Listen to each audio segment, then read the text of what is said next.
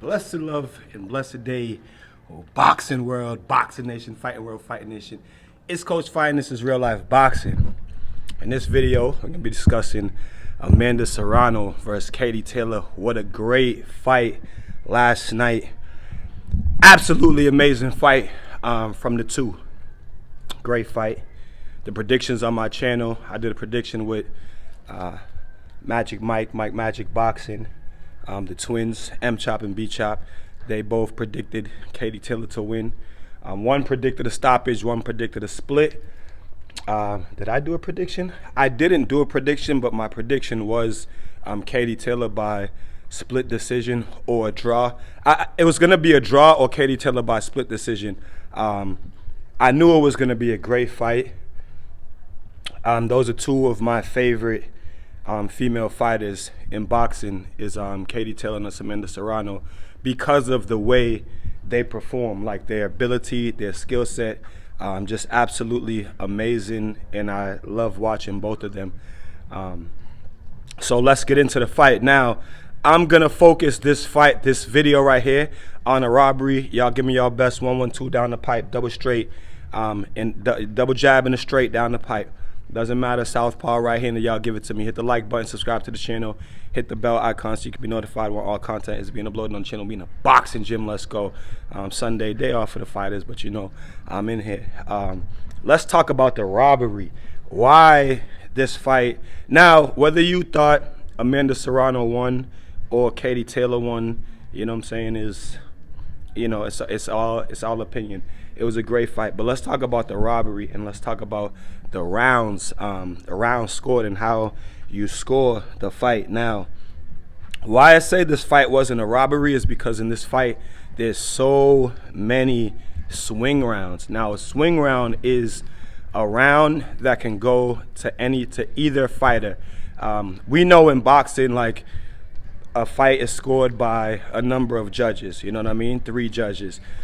All judges have different outlooks, different opinions. They like to see different things according to the way they score a fight. So, you know, usually you never get the same scorecard from all 3 judges, you know, so that should show you that, you know, what their opinions are based on. Now, in this fight, like I said, most of the rounds were swing rounds. A lot of people saying that this was a robbery, that Amanda Serano got robbed. I disagree with that. Now, I watched the fight twice. I watched the fight again this morning, and I disagree with the robbery. Even if Amanda Serano won the fight, I wouldn't think that Katie Taylor got robbed. But this is my opinion on why I don't think it was a robbery. The swing rounds, there's so many rounds in this fight that you could have given to either person. Now, Chris Mannix on the zone, I really don't know which fight he was watching and how he scores boxing, because he had, like, Amanda Serano winning every single round. Now, me, in the moment of watching the fight, I'm gonna tell you what went through my head. At the beginning of the fight, in the first few rounds, I thought, man, Katie Taylor might end up outboxing Amanda Serano. But at the same time, I saw what that pace was doing to Katie Taylor. And this is before Katie Taylor got hurt. I saw what that pace was doing to Katie Taylor. And then when Katie Taylor stopped boxing and decided to sit there and trade punches with Amanda, the second thought that came through my head was, man, Amanda Serano might stop Katie Taylor. And then the third thought that went back into my head was Katie Taylor recovered herself and she's back to outboxing Amanda Serano. Now let's get into the rounds, say swing rounds.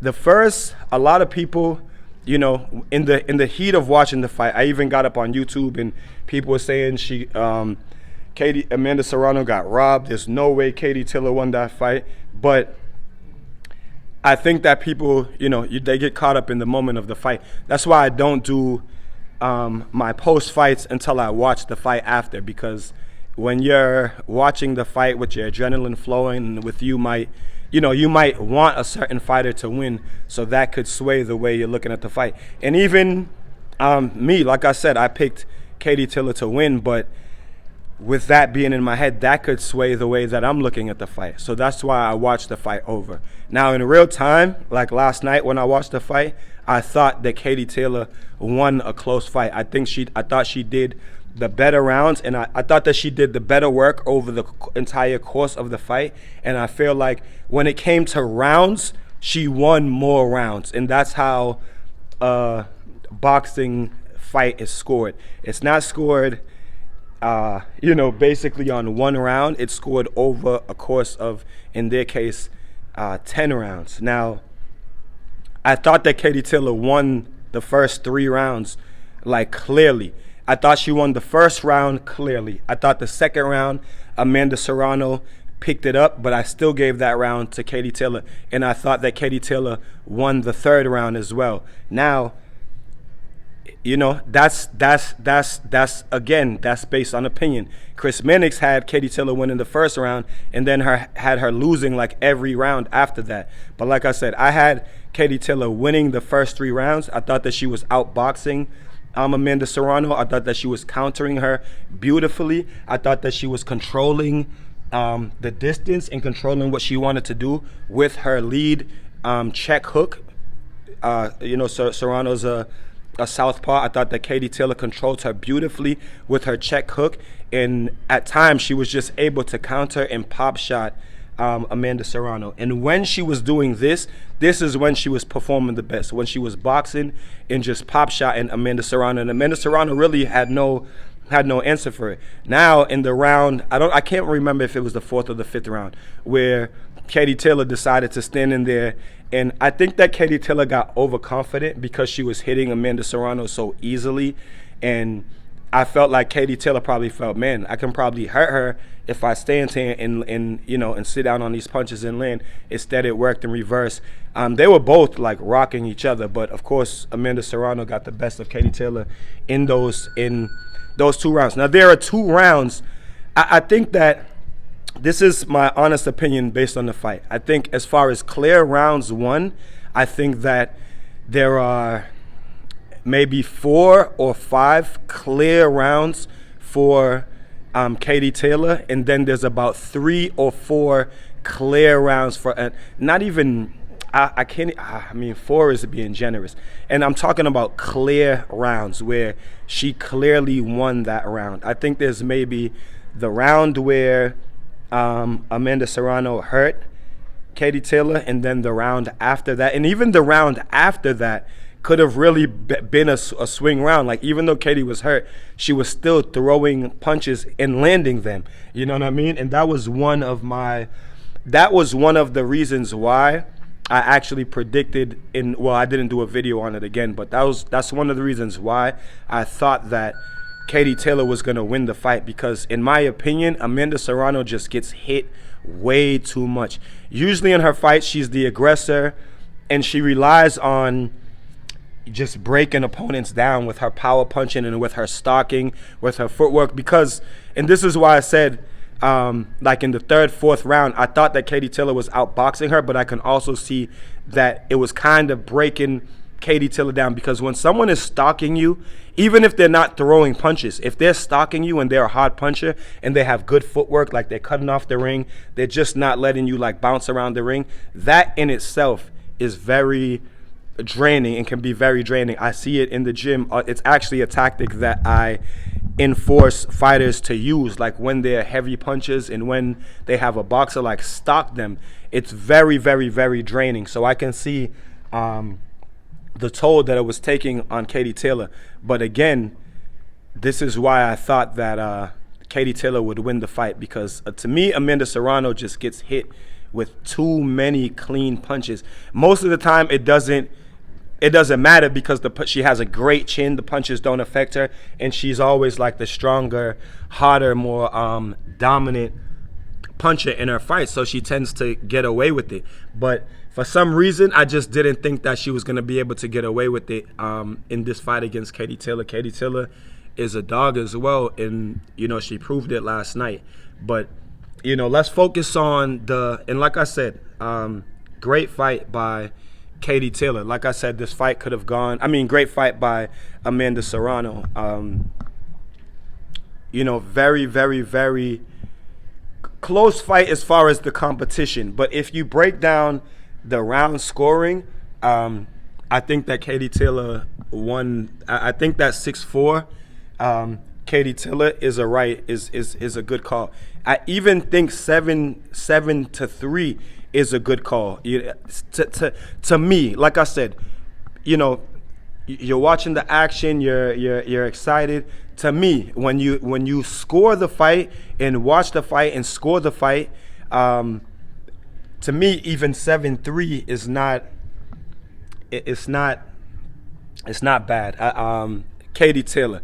At best, I think when they were doing the ring announcements, I thought a draw or Katie Taylor. I don't think that Amanda Serano won enough rounds to say that she won the fight. And that's just my opinion. She did rock Katie Taylor. Great respect by both of them. She did rock Katie Taylor. And she fought a good fight.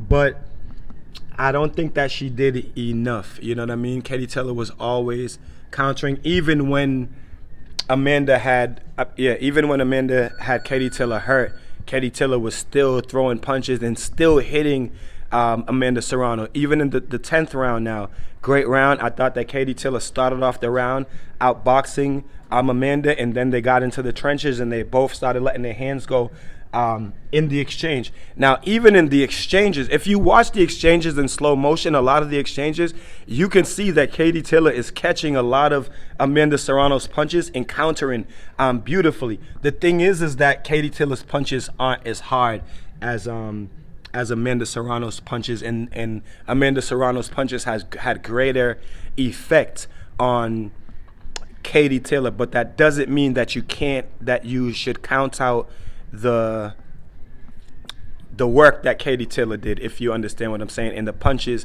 that Katie Taylor landed. Like Amanda Serrano is the harder puncher, you know what I mean? And her punches affected Katie more than Katie's punches affected her.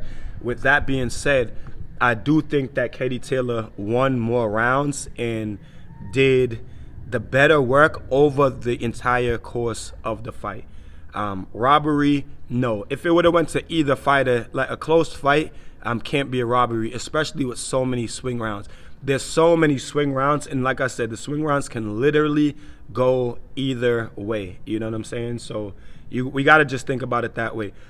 Great fight, great sportsmanship by both fighters. They say there's going to be a rematch. Obviously, before the fight even happened, Eddie Hearn and Jake Paul were talking about a rematch, a 2 and 3 fight series with these ladies, and absolutely should be. They did record numbers at Madison Square Garden, and with that type of performance, they're gonna do record numbers again, because these are the fights that people want to see. You know what I mean? The best fight and the best. Shout out to the ladies, because they made it happen, man. Great fight by both of them. You guys tell me what y'all think about the fight in the comment section. Robbery, no robbery. I feel like it was the right call. You know what I mean? I feel like it was the right call. When if you take away the round that Amanda Serrano hurt Katie Taylor in, you know what I mean? Just think about